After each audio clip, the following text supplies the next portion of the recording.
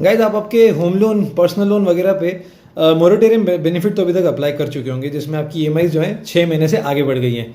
But क्या ये facility बिना किसी एडिशनल कॉस्ट के मिलेगी आपको?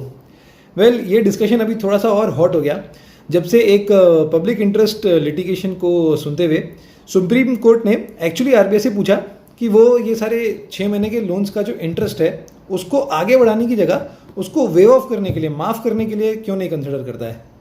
ठीक है, अभी ये सुनकर आरबीआई के जैसे रिस्पॉन्स मीडिया स्टेटमेंट्स में आ रहे हैं, तो उसको देखते हुए मतलब मेरे हेड में जस्ट एक इमेजिनेशन आता है कि if RBI were a human being, तो इस टाइम पे सुप्रीम कोर्ट की ये सवाल को सुन के उसका क्या रिएक्शन हुआ रहेगा अगर वो एक इंसान होता है। तो वो मेरे हिसाब से ना कुछ इस तरह का रहा होगा कि what, waiver of interest all together, dude, what the hell is wrong with you, are you even able to listen to your self.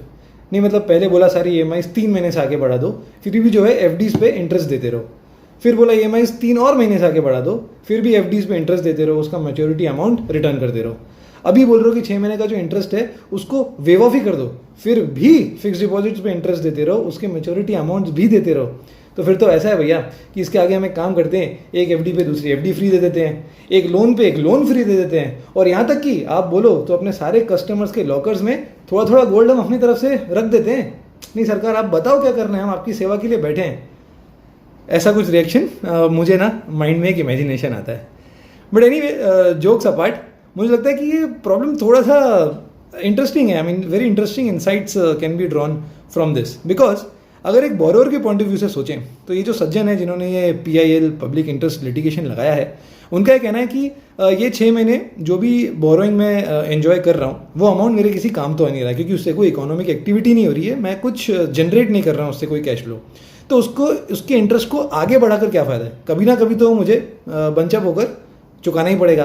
तो बात तो वहीं रही कि मैंने कमाया नहीं तो मैं चुकाऊँ कहाँ से, अब वो चाहे आज चुकाऊँ या 6 महीने बाद। तो उनका ये रिक्वेस्ट है कि इसको वेव ऑफ कर देना चाहिए, बिकॉज उसने उस पैसे पे कुछ कमाया नहीं। अब एक बार के लिए सोचते हैं ये बैंक के पॉइंट ऑफ व्यू से, तो अगर बैंक्स को बोला जाए कि ऐसा इंटरेस्ट वेव ऑफ ही कर दो, तो बैंक्स को तो ये फैसिलिटी नहीं दी जाएगी कि वो अपने जो फिक्स डिपॉजिट के डिपॉजिटर्स हैं या सेविंग्स अकाउंट के डिपॉजिटर्स हैं या और भी बहुत से टाइप के डिपॉजिटर्स हैं, उनको बोल दे कि यार ऐसा है कि इस 6 महीने के लिए आपके FD पे और सेविंग्स अकाउंट पे कोई इंटरेस्ट आपको नहीं दिया जाएगा। क्योंकि अगर ऐसा कुछ बैंक्स को करना पड़ा तो रातों रात, I mean I think economy can collapse I think overnight if such measures are taken. But anyway, ये डिस्कशन दो टाइप के पॉइंट्स रेज करता है कि एक तो एक्चुअली में ये इंटरेस्ट जो हम पे करेंगे 6 महीने बाद, तो वो भी एक तरह का एडिशनल कॉस्ट ही है। बिकॉज अगर आपका ओवरऑल लोन का tenure, for example personal loan लिया था आपने और 60 मंथ्स, 5 साल का टेन्योर था उस पर, तो अभी 66 मंथ्स उसका टेन्योर हो जाएगा। तो आपका जो इंटरेस्ट बर्डन है उस प्रिंसिपल अमाउंट पे वो 6 महीने के लिए तो एक्चुअली बढ़ रहा है। तो डेफिनेटली आई मीन वो एक एडिशनल कॉस्ट तो है ही।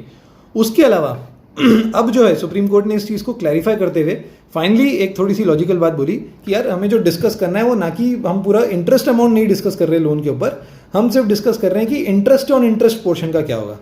तो यहाँ पे अगेन फॉर दोज जो नहीं समझते हैं बैंकिंग के टर्म्स को, तो थोड़ा सा जार्गन लगा होगा उन्हें भी। तो ये इंटरेस्ट ऑन इंटरेस्ट एक्चुअली है क्या?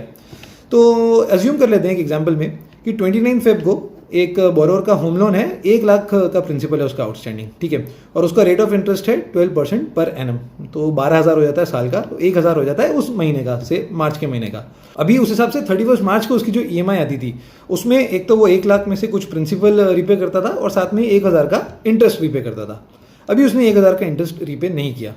तो एक नॉर्मल सिनेरियो में क्या होता था, एक नॉन कोविड वाले सिनेरियो में, तो ऐसे में अगर वो जो 1,000 का ब्याज है जो 31 मार्च को पे करना था, अगर वो बोरोअर ने नहीं पे किया तो 1 अप्रैल से उस 1,000 रुपये के ब्याज पे भी ब्याज लगना शुरू हो जाती है। बिकॉज ऑब्वियसली वो भी तो 1,000 रुपये जो हैं वो बैंक के जेब से जा रहे हैं, right. So every money has got its cost. तो वो 1,000 पे भी इंटरेस्ट लगना स्टार्ट हो जाता है। तो वो जो 1 लाख का प्रिंसिपल है अगेन वो भी कम नहीं हुआ, क्योंकि EMI तो दी नहीं 31 मार्च को, तो उस 1 लाख पे तो इंटरेस्ट कंटिन्यू हो ही रहा है, पर उसके साथ ये जो 1,000 का इंटरेस्ट अमाउंट है उस पर भी इंटरेस्ट लग रहा है। एंड मोस्ट इंपॉर्टेंटली इसके ऊपर जो इंटरेस्ट रेट भी है वो बढ़ के लगता है, तो उसको बोलते हैं पेनल्टी इंटरेस्ट या पीनल इंटरेस्ट। तो जनरली वो 2% ऊपर होता है, या वैसे डिफर करता है bank to bank, but assuming वो 2% over and above the existing rate है हमारे इस एग्जाम्पल में, तो इस पूरे अमाउंट पे यानी कि 1,01,000 रुपये अब 14% से ब्याज लग रहा होगा अप्रैल के महीने के लिए, and so on and so fourth आगे सभी महीनों के लिए। तो अभी जो गाइडलाइन में है आरबीआई की, वो ये तो क्लियर कर दिया कि जो 6 महीने का इंटरेस्ट है, चलिए वो वेव ऑफ नहीं हो रहा है, वो डेफर हो रहा है। और सुप्रीम कोर्ट ने भी एक क्लैरिफिकेशन में बोल दिया कि हाँ, हम उस इंटरेस्ट की बात नहीं कर रहे 6 महीने की, हम तो भैया बात कर रहे हैं इंटरेस्ट ऑन इंटरेस्ट की। तो मैंने भी जब रिविजिट किया उस पैकेज को जाकर, तो एक्चुअली इंटरेस्ट ऑन इंटरेस्ट में पूरा पैकेज ही साइलेंट है। I mean ideally in my personal opinion जो भी ये पॉइंट है वो बोरोवर्स को अपफ्रंट इन्फॉर्म करना चाहिए था कि अगर आप ये बेनिफिट अवेल करते हैं तो आपको जो इंटरेस्ट आप पे नहीं कर रहे इस 6 महीने पे, उस पर भी मंथली बेसिस पे ये एडिशनल इंटरेस्ट लगता रहेगा। तो ऐसे में क्या होता है कि जो बोरोवर्स हैं जिनके कुछ सपोज पास सेविंग्स हेल्दी हैं, या फिर उनके अभी भी जॉब्स और उनकी रिकरिंग इनकम कंटिन्यूड है, but you know on a conservative basis थोड़ा सा कैश कंजर्व करने के लिए उन्होंने ये बेनिफिट अवेल कर लिया था, तो शायद वो मोरेटोरियम के लिए अप्लाई नहीं करते, क्योंकि उन्हें तो नहीं ज़रूरत है कोई पेनल्टी इंटरेस्ट पे करने की, उनके पास तो सेविंग्स हैं। तो ये इतनी मटीरियल इन्फॉर्मेशन इतने महीने बाद जो है नहीं सामने आनी चाहिए थी। बट एनीवे, मेरा तो काम है यहाँ पे सारे फैक्ट्स से आपको अपडेटेड रखना।